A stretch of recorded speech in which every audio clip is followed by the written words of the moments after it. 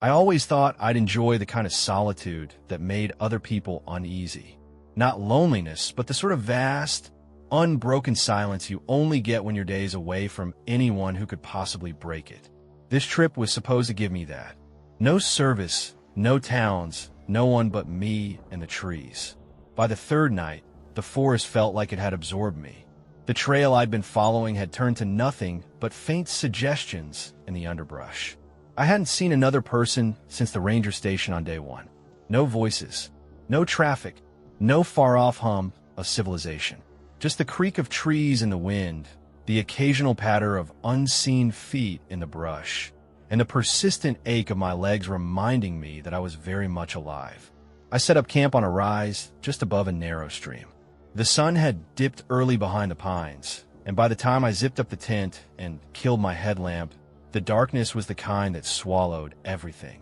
Even the fireflies blinked out after a while. The air was thin, cold enough that my breath fogged up the inside of the tent for a few minutes before the walls frosted over. I pulled my sleeping bag tight and let the silence take me. I don't know what woke me. It wasn't a sound, at least not one I could name. Just the immediate, primal awareness that something was wrong. The tent was cold, colder than it had been when I'd fallen asleep.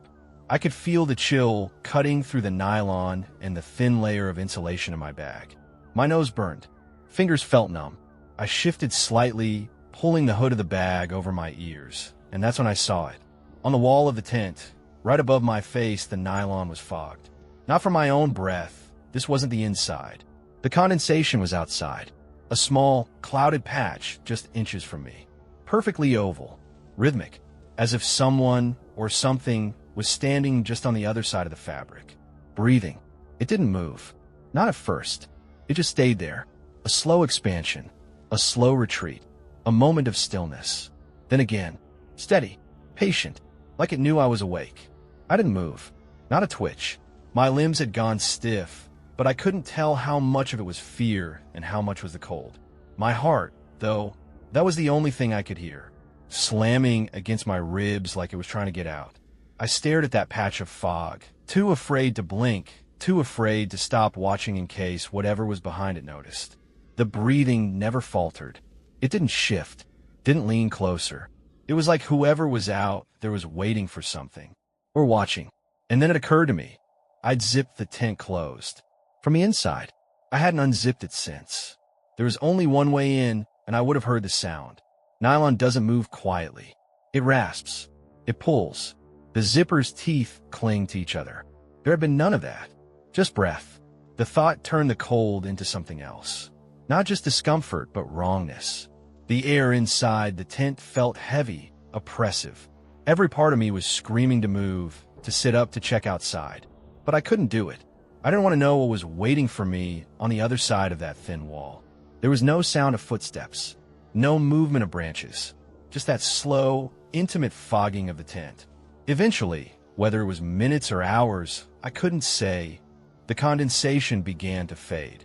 Not all at once. The breath just stopped. No final e shade. No dragging footstep away. Just gone. Like it had never been there at all. I didn't sleep after that. I laid there, rigid as a corpse, until the sky lightened behind the canvas. The frost melted first, dripping in small rivulets that felt too loud in the quiet. I counted each drop until the sun finally reached over the ridge. When I finally unzipped the tent and stepped out, the forest greeted me like it always had, silent, still, indifferent. My boots crunched on frosted pine needles.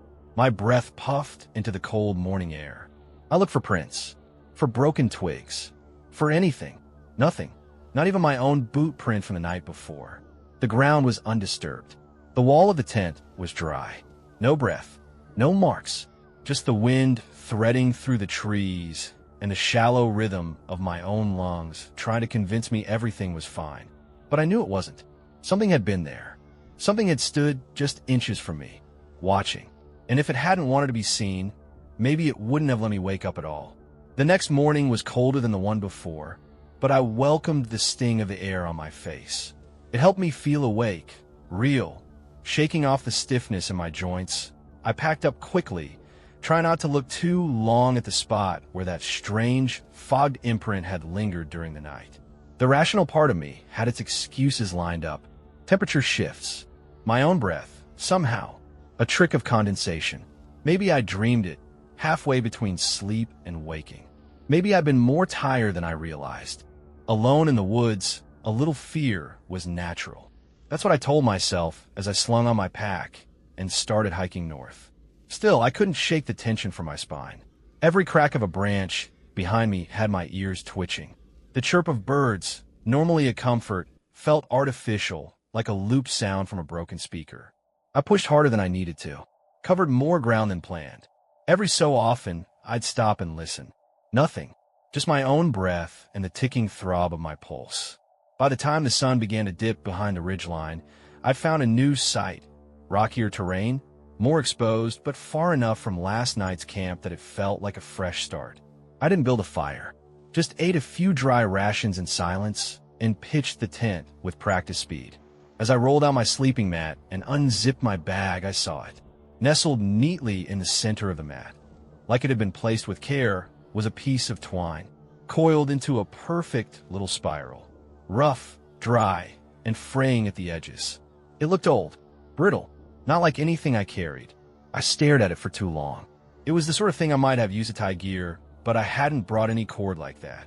Everything I had was synthetic, modern. This wasn't mine. Without thinking, I picked it up between two fingers and tossed it out through the open tent flap. I didn't watch where it landed. Didn't want to. The silence that night was heavier. No wind through the trees. No small animal rustling through brush. Just the dull pulse of my heart. Louder now, as if the forest was amplifying it. I lay down early, but didn't close my eyes. My limbs itched to move, to run, to do anything but lie there like bait under a tarp of nylon. Still, the body has limits. Exhaustion eventually pried my eyes shut, and when I opened them again, it was because I felt it. That same pressure in the air, the same unnatural stillness. I didn't move, barely breathed. It started at the exact same time, maybe a few minutes after 2. I knew without checking. There was again, breath, on the outside of the tent, just beside where my head lay. Soft, slow, measured, a rhythm so calm it almost felt intentional. Like something knew I was awake and was simply waiting, but it wasn't just a breath this time. From the opposite side of the tent came a faint, dry sound. A click, then another, like fingernails slowly tapping nylon. Not scratching, tapping. Deliberate, patterned, like a message in a language I couldn't understand, or a signal to something else in the woods. I reached slow as I could for the small knife I kept in the side pouch of my sleeping bag. I didn't unzip, just slid my hand along the fabric until my fingers closed around the handle. Then I lay there, knife clutched to my chest, staring into the dark of the tent, listening.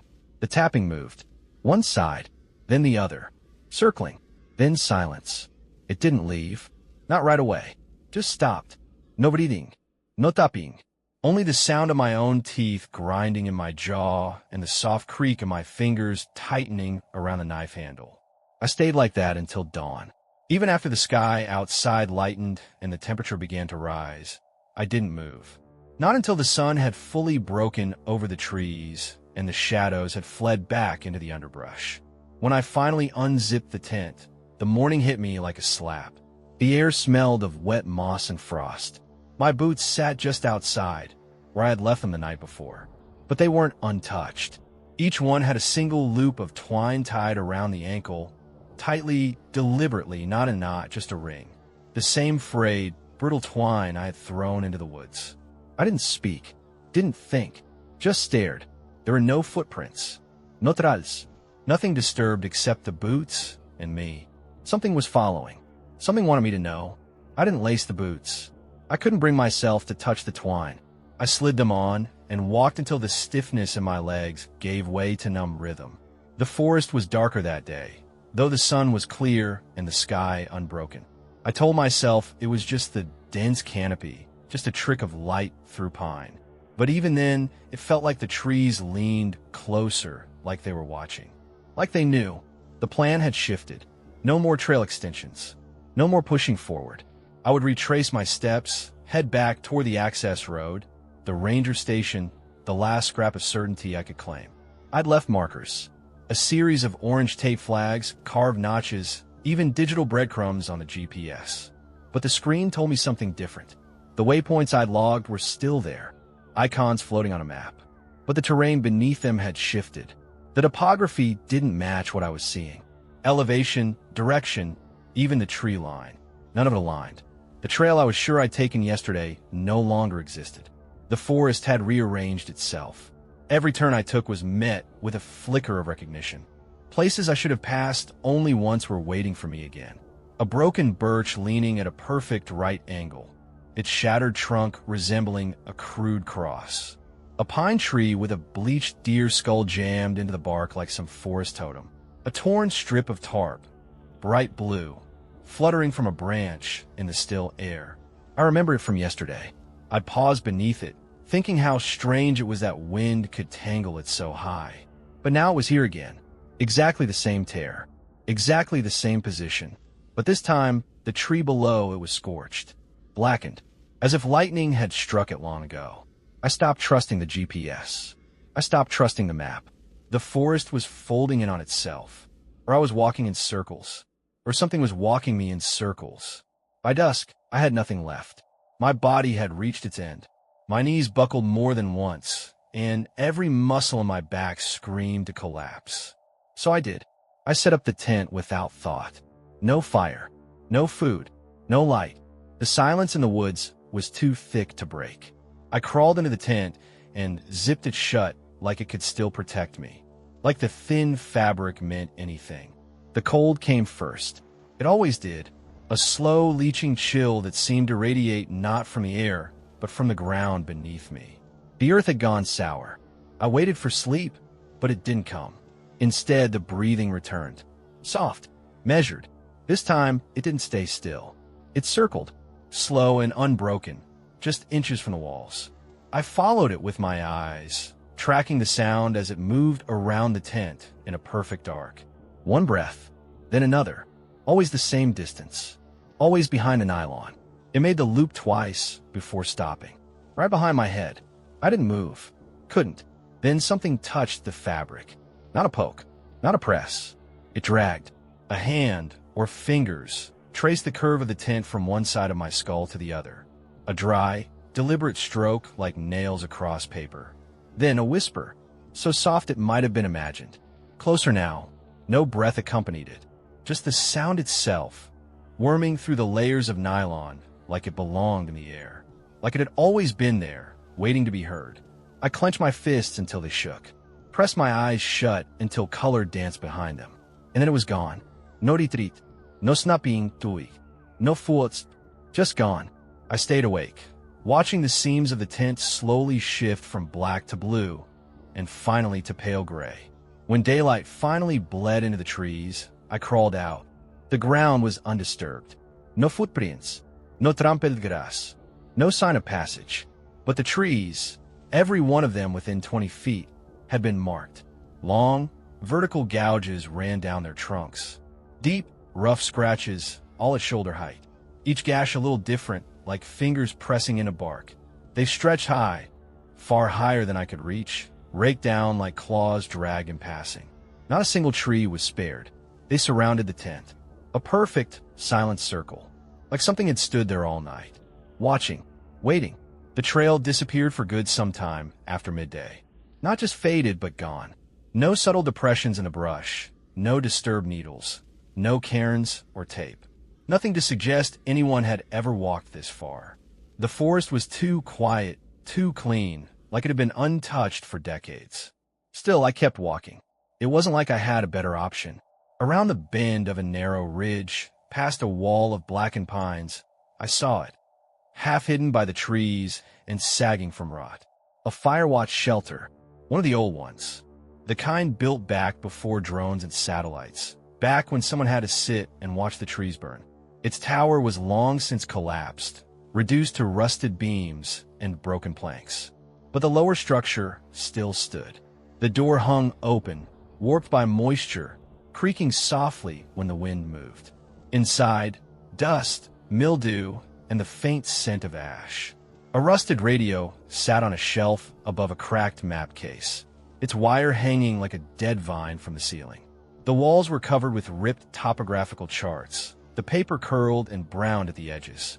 One corner of the room held a cot frame and a bare mattress stained dark in patches.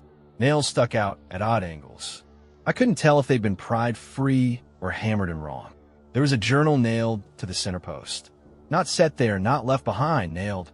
Thick iron spikes driven through the spine into the wood, binding it shut like someone had tried to stop it from being opened again. The cover was warped leather, buckled like skin. No title, just a smear of dark discoloration across the center. I didn't touch it. I boarded the windows with whatever I could find. Scrap lumber, pieces of the collapsed tower, even part of the map cabinet. I sealed up every opening, leaving only the door. Then I tested the radio. It crackled on. Just static. No voice. No response. I switched channels, let each one buzz for a few seconds, then moved on. The noise was oddly comforting, like it proved something outside still existed. But somewhere between the crackle and the hum, one burst came through. Short, not a voice I recognized. It was mine, my own voice. Clear, frayed with exhaustion, saying something I hadn't said. Don't go to sleep. Then back to static. I sat in the corner of the shelter until my breath slowed. The cot looked no more inviting than the floor, but I laid there anyway, too tired to argue with the knots in my muscles or the pull behind my eyes. The weight of the walls felt different. No tent fabric fluttering with wind. No fog of breath. It should have been a comfort, but the silence was worse. No breathing. No tapping. No sound at all. It wasn't just quiet. It was hollow. The kind of absence you can feel pushing against your eardrums. As if the world outside had gone away completely, and all that was left was this room. And me. That's when the metal clang rang out. Sharp. Sudden. Like a pipe dropped against a beam. Then came the footsteps. Slow. Deliberate. Something heavy being dragged across the floor above me. But there was no second level. No loft. Just the caved-in remains of the watchtower above the roof. No floorboards. No access. Just collapsed ruin. And yet, something walked. Each step thudded against the roof, followed by a subtle shift in weight.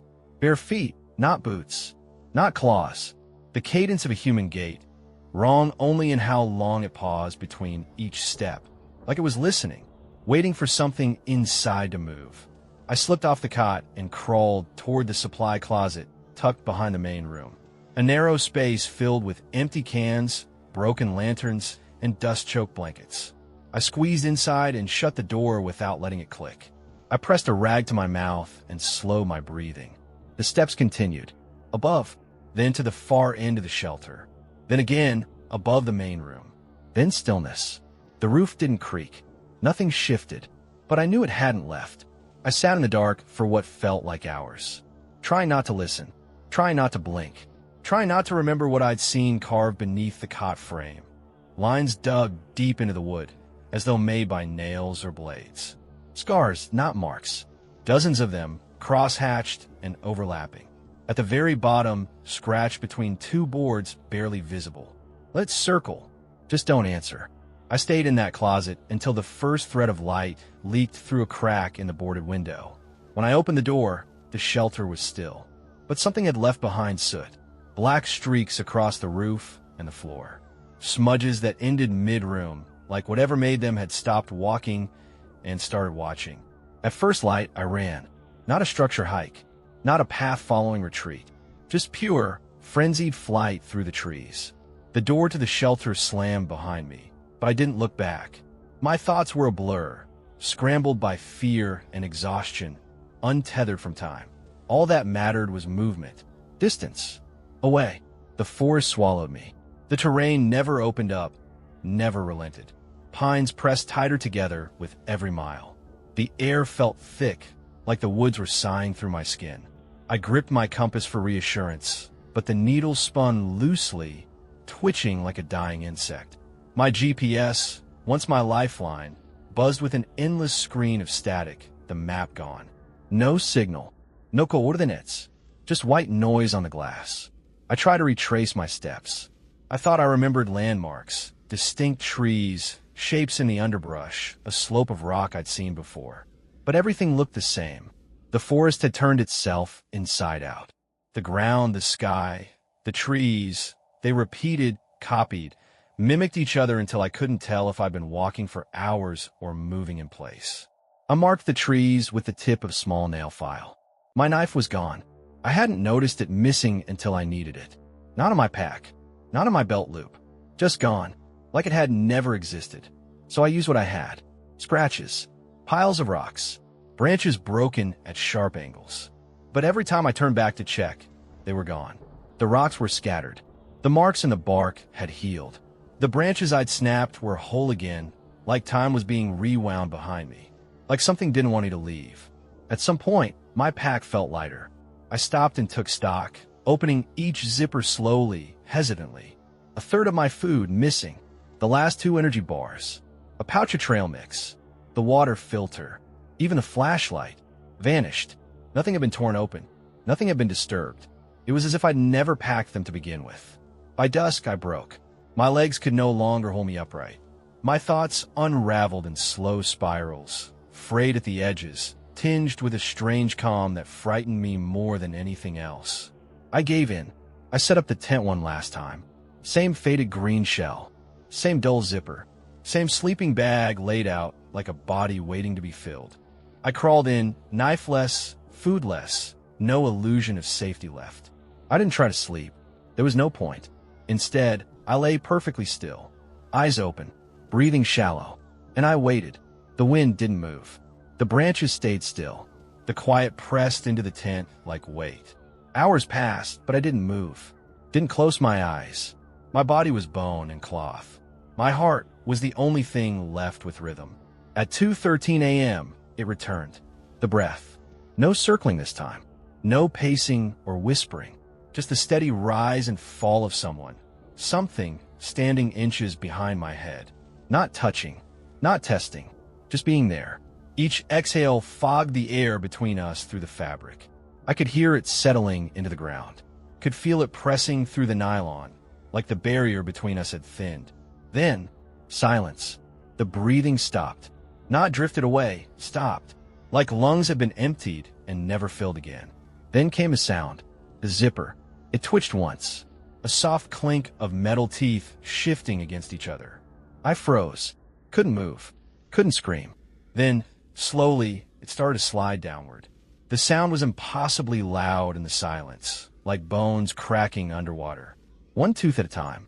The cold air rushed in as the flap peeled open. I didn't think. I didn't wait. I screamed and burst through the tent wall in a blind scramble, tearing out of the nylon as if it were a skin I needed to shed. My legs hit the dirt, thrashed through underbrush, tore through branches that didn't part fast enough. I didn't stop running until the light changed. Not the sun, just the feel of the world shifting. The air warming slightly. The hush of dawn cresting over the ridgeline. The forest opened up ahead. A clearing I hadn't seen before. Wide, flat, and impossibly quiet. In the center of it, resting peacefully in the morning dew, was my tent. Laid out as if by careful hands. Zipped shut. My sleeping bag was inside, fully rolled, as if no one had ever been in it. My boots were beside the flap, soles lined perfectly with the seam. And inside them, coiled neatly like ribbon, was a piece of twine. Fresh breath fogged the outside wall of the tent. Still warm.